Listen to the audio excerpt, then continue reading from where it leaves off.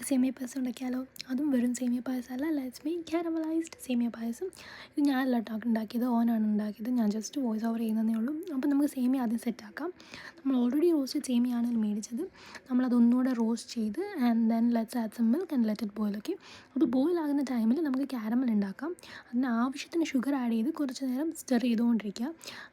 ഒരു നല്ല caramel consistency വരണം, പക്ഷേ ഒട്ടും വാട്ടർ ആഡ് ചെയ്യാനേ പാടില്ല കേട്ടോ.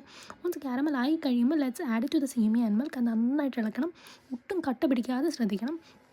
ഓൾസോ ഒരു പ്രോ ടിപ്പാണ്, നമ്മൾ ഈ സമയത്ത് ചവ്വരി ആക്കി വെച്ചിട്ടില്ലെങ്കിൽ ചവ്വരി ഇച്ചിരി വെള്ളത്തിൽ ഒഴിച്ചിട്ട് തിളപ്പിച്ചെടുത്തിട്ട് ഇതിലോട്ട് ഒഴിച്ചാൽ മതി. ഓക്കെ, ആൻഡ് ദെൻ ഏലക്കിടാൻ മറക്കരുത്, നല്ല ഫ്ലേവർ എൻഹാൻസ്മെൻറ്റ് കിട്ടുന്നതായിരിക്കും നല്ലത്. ഓൾസോ നമ്മൾ റോസ്റ്റ് ചെയ്ത് വെച്ച കാഷ്യൂസ് ആൻഡ് റേസിൻസ് ഈ ടൈമിൽ ആഡ് ചെയ്ത് കൊടുക്കുക. ആഡ് ചെയ്തിട്ട് കുറച്ച് നേരം ഇത് അടച്ച് വെച്ച് വേവിക്കാം. വേണമെങ്കിൽ ഒരു നുള്ളി ഉപ്പോടെ ചേർക്കാം, ഇച്ചിരി ഫ്ലേവർ ബാലൻസിങ്ങിന് വേണ്ടിയിട്ട്. ആൻഡ് ദെർ യു ഗോ, നമ്മുടെ easy peasy caramel semiya payasam ready ആയിട്ടുണ്ട്. എല്ലാവരും ട്രൈ ചെയ്ത് നോക്കണം. And see you on the next video. By.